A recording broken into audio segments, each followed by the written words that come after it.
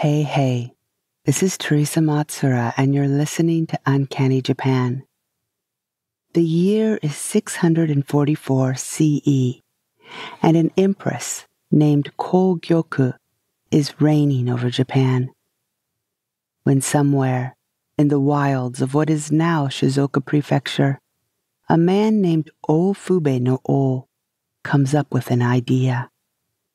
He decides, for whatever reason, to start a new religion.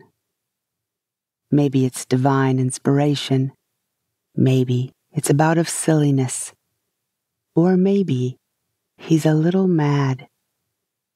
Whatever it is, something inspires him to encourage his fellow villagers to worship a bug. Not any bug, but a caterpillar. I'm author Teresa Matsura, and this is Uncanny Japan, a podcast about all the delightful, odd, and more obscure nooks and crannies of Japanese culture. I want to thank friend and patron Priya for introducing me to today's topic. Let's learn more about this caterpillar cult. Ōfube-no-Ō insist to everyone that it is a god of the everlasting world, and if you worship it appropriately, you will have a long life and many riches.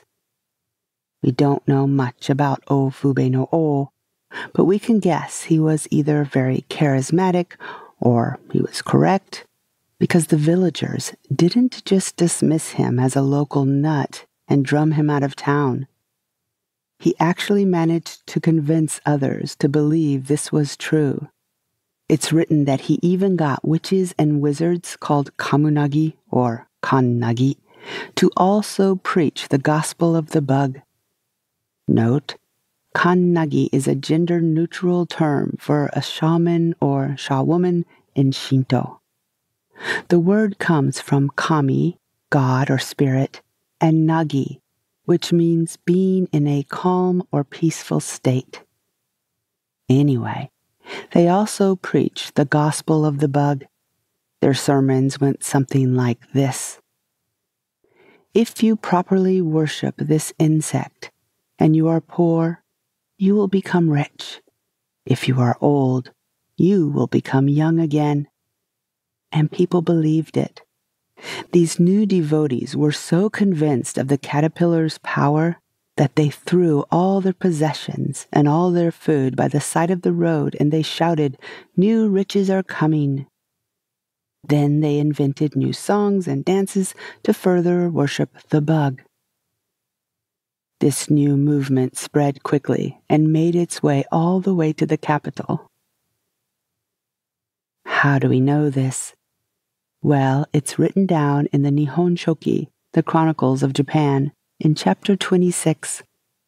The bug itself was called Tokoyo no Kami, god of the everlasting world, and also sometimes Tokoyo no Mushi, the bug of the everlasting world. A little about the word Tokoyo. Basically, it meant faraway place, often thought of as being across the ocean. Tokoyo could be thought of as a real place or an imagined land. Yes, this seems to be referring to China some of the time. Either way, those who live there live forever in prosperity and wealth. An interesting Toyoko no Kuni aside, if you're familiar with Amaterasu, the sun goddess in Japanese mythology, well, at one point she hid herself away in a cave and refused to leave, plunging the world into darkness. Now everyone was trying different things to get her to come out again. In the Nihon Shoki, it talks about a long singing bird that was brought over from, yes, you guessed it, Tokoyo no Kuni. And that bird was used to help coax her out. Remember, sometimes Toyoko no Kuni wasn't exactly mythical, but referencing China. At that time, India had already domesticated chickens, which were introduced to China, then China brought them to Japan. So it's a good guess that the long singing bird that brought Amaterasu from her cave and darkness, thus bringing sunlight into the world again, was a rooster. To this day, roosters are kept at the grand shrine of Amaterasu in Ise and are considered a sacred animal. Back to bugs. There's actually a description of this Toyoko no Kami too. It goes something like this. The bug usually breeds in the tachibana, mandarin orange trees, and sometimes on a plant called the hosoki. No one is quite sure what a hosoki plant is. The characters are creeping pepper, and it could be referring to several plants. I don't think we need to go into all the debate about that. Anyway, the little god is over 4 inches long and as big around as a thumb. It is the color of grass with black spots, and it resembles a silkworm.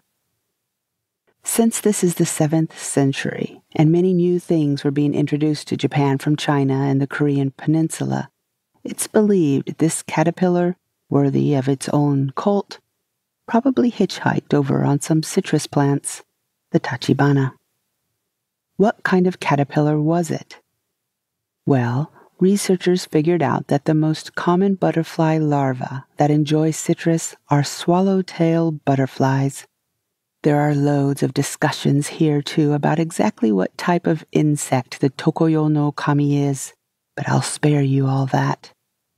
Have you ever seen one of those thick grass-green caterpillars that have the markings on their head that look like big eyes to freak out any predator? Well, it's probably that. But this whole thing isn't as crazy as it seems. This is coming from Shinto, and we all know Shinto is an animistic belief system with kami, gods or spirits, residing in all things in nature. Rocks, trees, rivers, waterfalls, and yes, why not insects? Also, you need to get a feel for life in the 7th century. Normal people were wearing clothes made of crushed tree bark or straw and were living in mud huts. Then you have the upper class, who are hobnobbing with these immigrants from China and Korea called kikajin.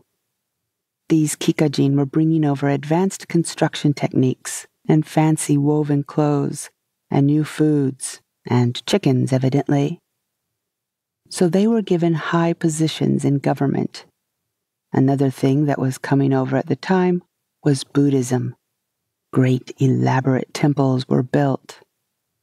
There was an overwhelming sense of powerlessness among the lower classes and regular folk, as well as anger that their indigenous religion, Shinto, might soon be usurped.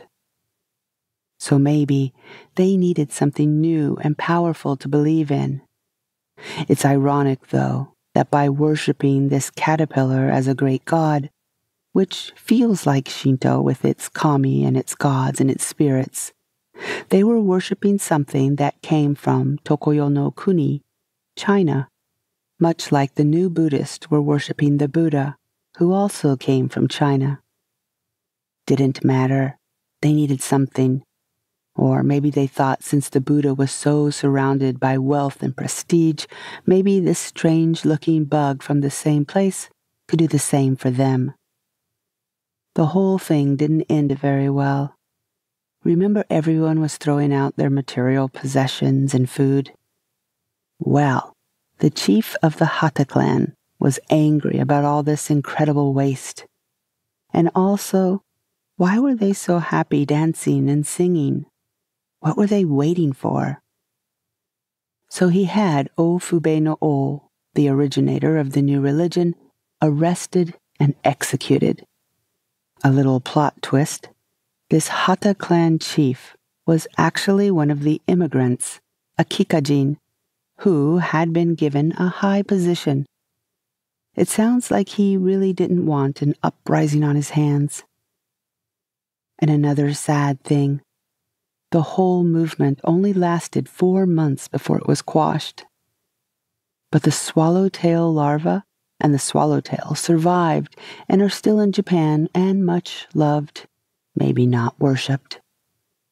No one believes they get rich or young by dancing around or singing to one of these insects now, but they are beauties nonetheless. And that's the story of a caterpillar cult. Thank you so much for listening, and I will talk to you again in 2 weeks. Bye-bye.